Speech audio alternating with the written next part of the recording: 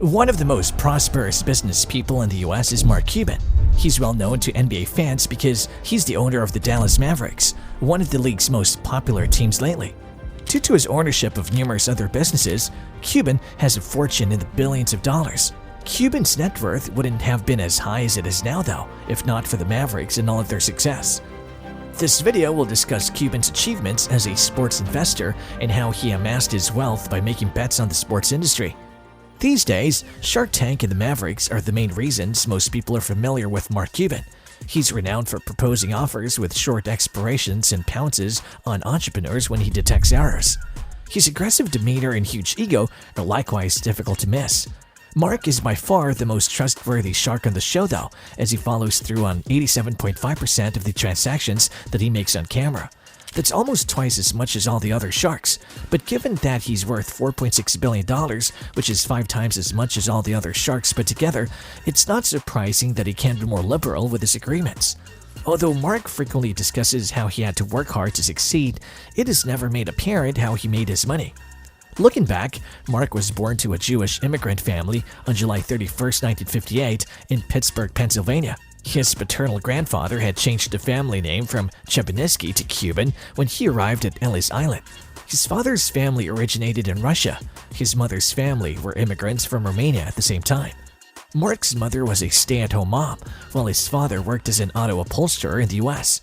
Although Mark's family wasn't very affluent, he always tried his hardest to make money in whatever way he could, starting at a very young age. For instance, when he was 12 years old, he went door-to-door selling garbage bags to get money for some expensive basketball shoes. Similar to this, Mark took advantage of the Pittsburgh Post-Gazette strike when he was 16 to sell newspapers from Cleveland to Pittsburgh. Undoubtedly, Mark was doing fairly well for himself as a teenager, but he had no desire to continue things the same way.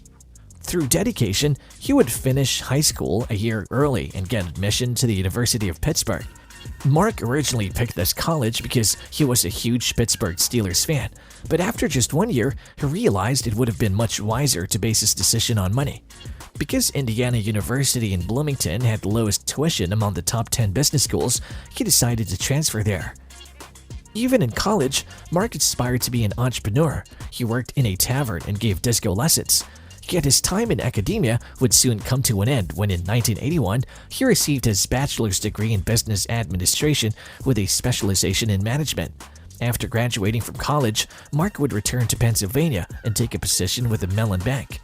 Mark first became aware of the potential of computers when Mellon Bank began the transition from paper to computers.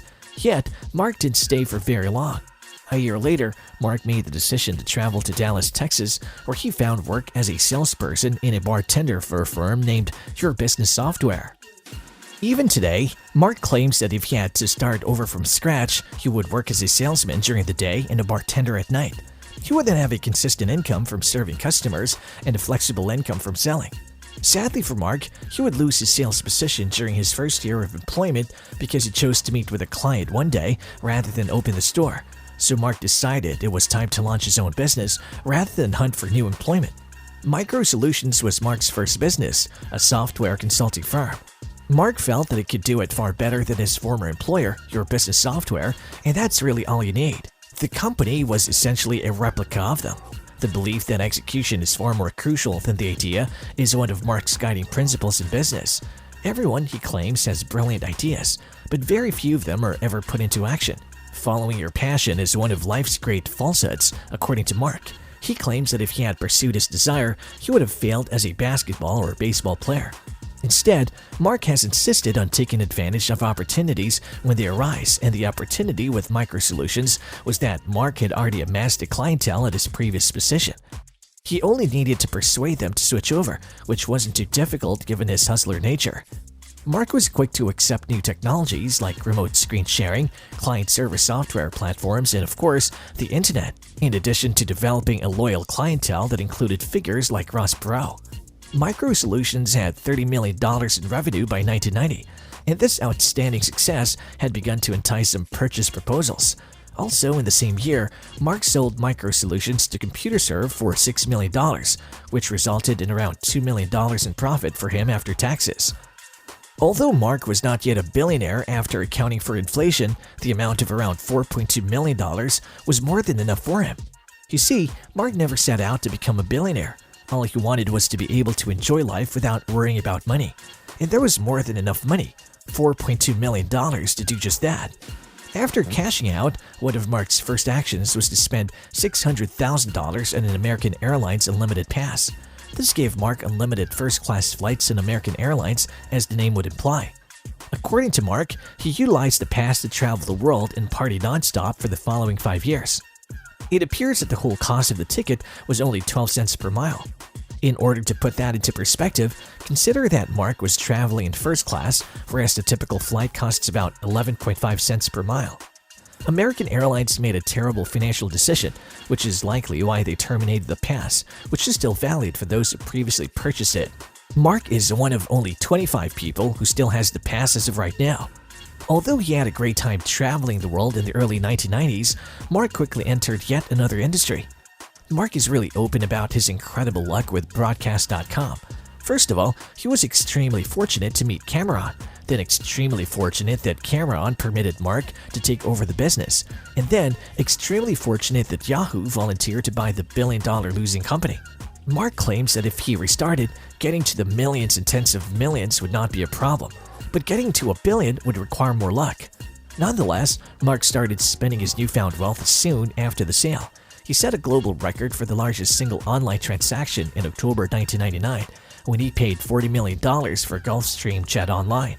Shortly after, in January 2000, Mark paid $285 million to purchase the Dallas Mavericks. Mark wasn't actually attempting to invest in the group. He actually only wanted to play basketball and help a team become better. But the squad's outstanding play has ironically made this a great investment. The Mavericks only won 40% of their games prior to Mark's purchase, but in the 10 following years, they won 69% of their games and even the NBA Finals in 2011. The Mavericks are currently worth $3.3 billion, more than 10 times Mark's original investment. Many team owners in the sports world view the ownership of their organizations as purely a business. They consider their bottom line and won't invest the money necessary to compete if they can't turn a profit. The complete opposite of these owners is Cuban. The Mavericks frequently exceed the salary cap and are among the worst in the league for luxury tax fines, though not simply in terms of money spent. The Mavericks are consistently one of the NBA's strongest teams.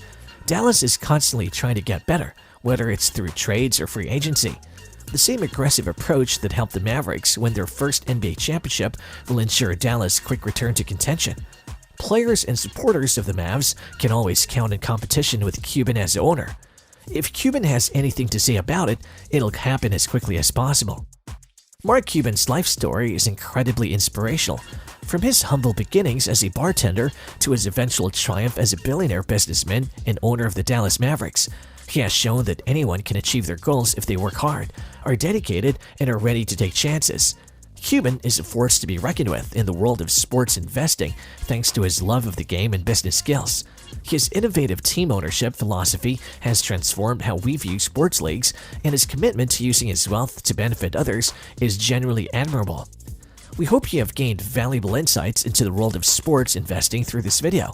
If you enjoyed it, please don't forget to like, share, and subscribe to our channel for more content like this.